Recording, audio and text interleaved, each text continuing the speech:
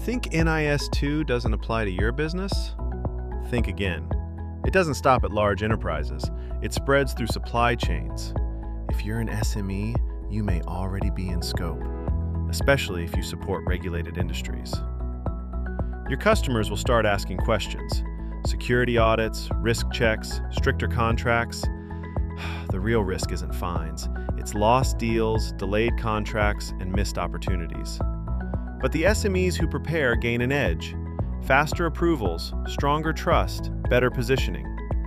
Understanding your exposure is the first step. The companies that act now will win more tomorrow. We explore this in more detail in our latest blog.